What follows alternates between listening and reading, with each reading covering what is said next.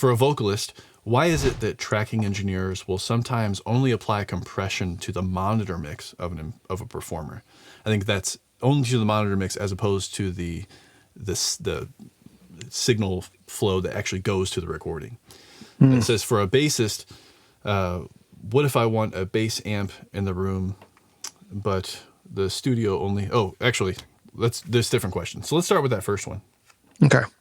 So for a vocalist, why is it that you'd use compression at all, Gabe? And let's start there. Yeah. Well, I'm playing a little bit of armchair quarterback because I don't actually know that I would do this. But so what a compressor offers is it's a little dynamic control. So I think the idea is that when you have a microphone that's close on an artist, you're going to be enhancing things like transients in the voice. So in order to knock that back and not make it so that your recording is too dynamic, a compressor can, take care of the transient bits so that what you're tracking is a little bit more even. Now, I would put a caveat to that, which I think is important to say, is that when you put that compressor into the vocal chain and the vocalist is hearing that, they are now interacting with that compressor in a way.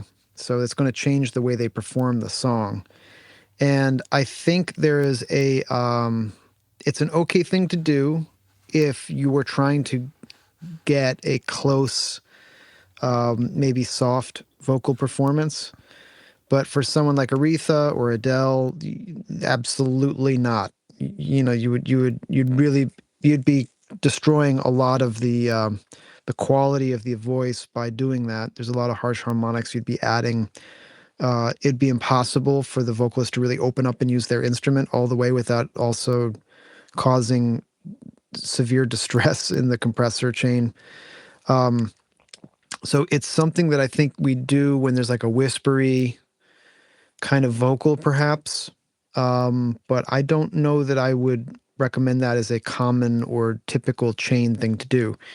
I will say that if I am personally, when I use compression on a vocalist going in, I will send that to the headphones as a parallel sometimes if I need the vocal to sit out on top of the headphone mix a little bit better. But generally I don't. I'll try to get them to do it at the mic. And if I need to level out the dynamics, I'm going to pull the microphone away from the singer to do that, and possibly angle it more down or more up so that it's not directly at the face, so to avoid the plosives and the things that might be more transient based.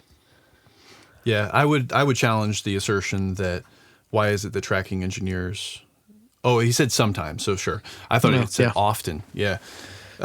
My understanding was one way to utilize a compressor going in to a system would be like if it's a dynamic piece, using a compressor before the digital conversion could allow you to get a pretty good signal strength at the quiet parts and kind of protect yourself from clipping if it goes louder. I think that for a recording situation, that's probably uncommon. But I think that if you're doing something like a live stream, that could be helpful, Or like I actually use that a little bit here. Like if I get really loud right now, I don't have the compressor on, but if I did, I would set it to where I wouldn't even really hit that last resort compressor. Mm-hmm. Maybe I've got a compressor that's just making my voice sound the way I want it. And then I've got a limiter or something that's not going to let me go into clipping. But if I go into that limiter, it's, as we know from the Mixing Essentials course, it's going to create some distortion, It can, yeah. And that's not necessarily a bad thing. It can be a very good thing. There's that famous story about Peter Gabriel singing into a broken U-47, and that just was the sound. I mean, just because it's not pure doesn't mean it isn't right or couldn't be right. Nice. I think you just have to be, really, really clear about how you're using distortion and be intentional with it.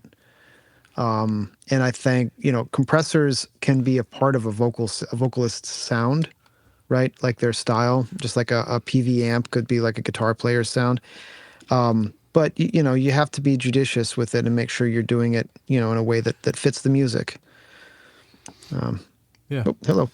I I'm think getting what visited might by be my. more common for making a vocalist comfortable is something like reverb, right? Absolutely. Just giving somebody that goes for live sound, that goes for recording, like making the performer, not only vocalist, the performer comfortable goes a Yeah. long way to getting the best possible performance. I'll always have a reverb on the vocalist, and I'll often mute the reverb in the control room when I'm tracking vocals, just so I'm not swayed by it. But I find that vocalists will take more risks when they feel like there's something to react with, like a space.